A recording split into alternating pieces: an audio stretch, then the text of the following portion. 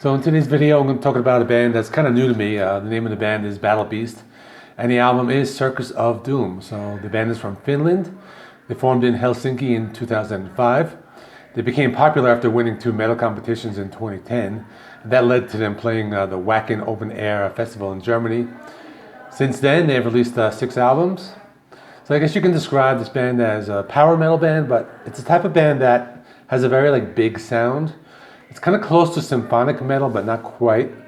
They use guitars and keyboards heavily in their rhythm sections.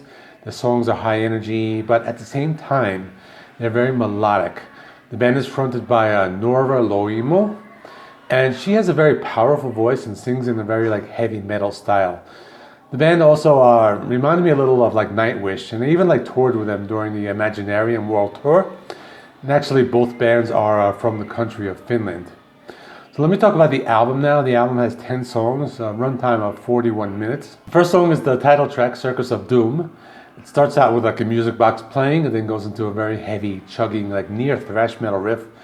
But soon after it incorporates lots of more orchestral elements. I like the use of the heavy guitar rhythms that form the foundation. Kind of making this epic power metal. And as the title suggests, the song has a circus music feel to it. Next song is called Wings of Light. This one reminds me of 80s hair metal, but a slightly more danceable beat. The guitars still sound heavy. They kind of create a hard driving rhythm section. The keyboards are also there. They kind of support the rhythm section. And I also like the drum sound on the track. Kind of has a nice thick full sound. The third song is Master of Illusion. It starts with a cool classic rock style keyboard intro, going into some heavy symphonic power metal. The song has lots of energy with soaring guitar solos throughout the song. Especially the final solo kind of brings back a sound from that 80s metal bands. Next song is Where Angels Fear to Fly. It's a little slower, kind of filled with melodic lead guitar melodies. The song has a very epic quality. It has the chugging, distorted guitars, choir vocals in the background. They also incorporate some orchestral parts and kind of gives the song a very full sound. This is followed by Eye of the Storm. It's another song that has a slightly slower paced song with the vocals are a little more on the melodic side. The song has a hard driving drum beat and kind of filled with melody. Russian Roulette, it's a different type of song. It's almost like a dance beat, and to me, I thought of the band ABBA, but as a metal band. I mean, that's kind of the vibe I got from it.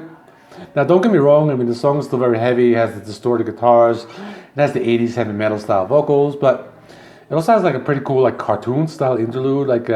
In the end, thought that was interesting. The next song is called Freedom. The song starts out with some choir vocals and some melodic lead guitar intro.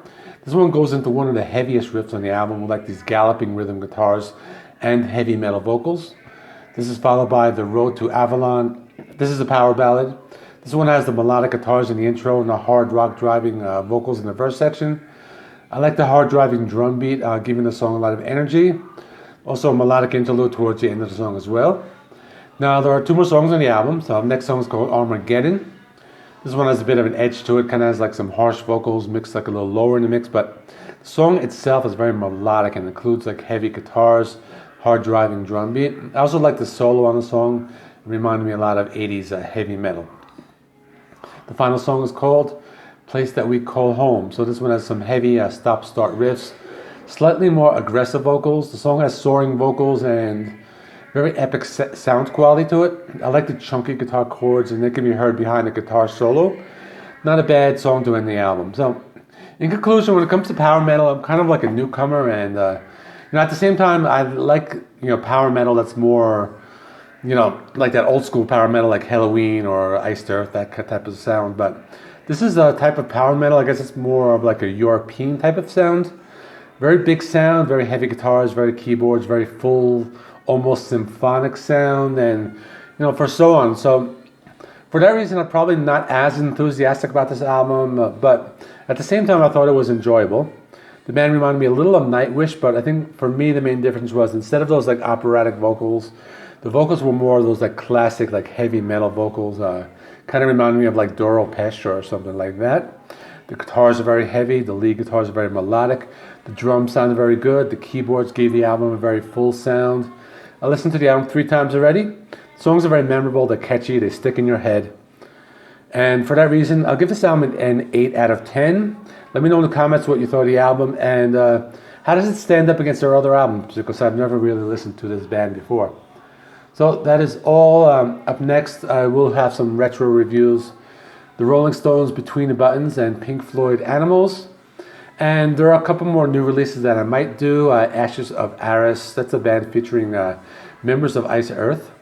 And Kiss and Dynamite, that's a band that kind of brings back classic glam metal. So that is all. Please remember to like, comment, subscribe. Check out some other videos. I'll stick right over there, and I'll see you all in the next one.